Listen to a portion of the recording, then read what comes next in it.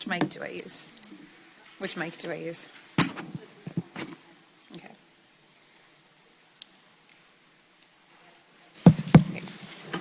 Waheguru Ji Ka Khalsa, Waheguru Ji Ki Fateh. So my name is Jaspreet. I'm going to soon defend my PhD in cultural studies this month, yay, at Queen's, and I'm sharing with you today the topic of my dissertation, the project I've been working on for the last 4 years. So I'm trying to put 4 years of stuff into 15 minutes, bear with me. People bring different intersectionalities to their places of oppression, and I'm shifting a little bit towards age because it's one of those ones that gets left out. So my story, I was born to immigrant parents, my dad from Punjab, my mom from Rajasthan, and I was born in Toronto, raised in Brampton. And when I did my master's research, I went back to my pind in Punjab and I started looking at children's rights there because I knew that with my family and the way I was raised, I was always going to take my education back to my pind. I went to look at the Convention on the Rights of the Child and how it affected the kids in the preschool in my pind in Butala. And I went with all of my arrogant notions of human rights and text, and I went in there and I asked to look at their policy documents and their curriculum, and to my genuine surprise, one, I was not well received, and two, there were no documents at the preschool in my pind. And for me, trained as a Canadian researcher in an institution in Ontario, it was such a given that, you could walk in somewhere and map out the policy and leave and come back to Canada and say, here's my research, here's all the text I found, and it wasn't there. So then when I went to go do my PhD, the natural extension was to look at why is there no text in this very certain context, and what does that mean for the children who are in these contexts that don't have text? So this is the main problematic that I looked at. So there's an assumption, and I'll get into what the CRC is. There's an assumption that the Convention of the Rights of the Child will work in a top-down fashion, and that Convention on the Rights of the Child, you can replace that with any international human rights document. There's an assumption that they'll work in a top-down fashion to penetrate international, national, and local forms of government and affect the lives of children in a uniform and substantial way. This privileging of the written word does not account for realities that are based in traditions that operate outside a culture of writing. So outside a culture of writing, this is really important because I'm not pitting the first world against the third world. I'm not doing Ontario versus Punjab. I'm not even looking at Brampton versus Butala, which is my pind. I'm looking at two contexts. One which is heavily controlled by writing and one which is not controlled by writing. So in Butala, no printers, no photocopiers, no policy documents, no text. And in Brampton, every single thing that children do, where they move, what they eat, how they sleep, is controlled by writing. So this is my wonderful graphic, which I made myself, hard to believe. But this is like, thank you. I'm here all night.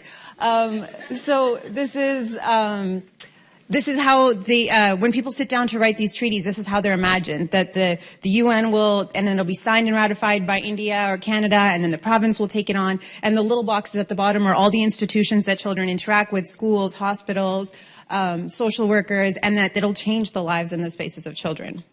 So what is the CRC? It's a global moral consensus. It was written in 1989. A bunch of adults got together and decided that they were going to, there was a whole bunch of things leading up to it, but basically they were going to create a document for states to follow that looked at children's rights. The four main principles being the right to life and healthy development, non-discrimination, best interest, and participation. So it's signed and ratified by almost 200 countries, making it the most signed and ratified document in the world. And ratification means it's law. So it's law in India, it's law in Canada, which made for a really interesting place of comparison. The concluding observations, so ratifying countries have to submit reports, human rights reports, 2 years after signing and every 5 years thereafter, and the Committee on the Rights of the Child gives feedback. So there's sets of feedback that India has gotten, sets of feedback that Canada have gotten that you can look at to see how the convention is working in the two places. And these are just points, these are huge documents, and these are some of the main points that I picked out of both. But you can see that there is progress in India, and then there's areas of concern, and there's areas of progress in Canada, there's areas of concern in Canada. When you go through both documents, not as bullet points on a slide, but when you actually go through both documents, you see that it is working it's working differently in both countries, but it's definitely working better in Canada, and there's a reason, the reason for that hasn't been explored. So when you look through it, you can say, yes, It's working better in Canada than it is India. And why is that? That's what I'm proposing is that it's because there are certain childhoods outside of writing, outside of text, and those are not being addressed by tools like the convention. Okay, so again, my problematic, the CRC does not apply to children whose lives fall outside the bounds of text-based realities. So my conceptual framework, as well as looking at myself as a border dweller, someone who exists between two cultures and a Sikh and a feminist, I position myself as a sociologist of childhood. So that means that I consider children competent social actors, active participants in the research. I include different intersections. And also, most importantly, I understand that as a researcher who studies childhood, I'm also reconstructing and contributing to the construction of childhood. Okay, so my methodology was analytic ethnography. I basically spent 6 months in my Bind, and then for the Canadian part or the Brampton part of my research, it was looking at I've worked in preschools and I've worked with children my whole life, so it was putting together all of my experience, which isn't as neatly bookended as the 6 months I spent in the Bind. Okay, so the main thing from the preschools in Butala, and so this is, if any of you are familiar with the Indian Anganwadi system, this is the Anganwadi. It's a nationwide program, and the actual preschool is just a part of the program under the Department of Women, Welfare, and Child Development. I probably said all those words in the wrong order. And this is the preschool. So no walls. It's a dari that we have in the shade and the tree. And there's like 4 toys, and sometimes the kids show up, sometimes they don't, sometimes the helper shows up, sometimes she doesn't. Kade balan nahi hunda, kade oh fulane ne paise nahi dite, ode fulane di oda saura bimar ho gaya, so the helper had to, like, there's so many. When I go through my field notes, on any given week, it's supposed to be open 6 days a week. Sometimes it was open twice, sometimes open 3 times. One of the 3 centers in my Bind was at the Gurdwara, so every time there was a Mila, center got shut down. What was that? Oh, you feel me? All right. Yeah, so this is what was happening. And so the way that this Anganwadi center was envisioned in policy never came to be seen as a reality. And when I went back and found the policy documents that predicted what the Anganwadi should look like, it was nothing like this. And in turn, so this, going in the other direction, that the relationship that reality has with text, when people were re-inputting writing into the system, so these be it like the census data that they collected, or attendance records, or how much they were feeding the children, or immunizations, all of this stuff completely fabricated. Because the auntie that was running the center hadn't been paid, she wasn't going to go out in the sun and knock on people's doors to collect census information, she had to keep her job, she had to explain that she kept feeding the children, so they had to, so she's going to keep writing it down, and it's not being used. So there's, in 2 directions, there's a flaw. One, that the writing is not becoming reality, and the second, the reality is not being accurately reflected when it goes back into the writing. And who in all of this is the person that suffers the most? So with the increase of private schools in Punjab, the upper class and upper caste male children are the ones that are most likely to end up. And who's most likely to end up in these free and public institutions are rural children and female children. So the most neglected person in all of this, the most distant from something like the CRC, or the person most distant from having text change their life, is the rural girl child.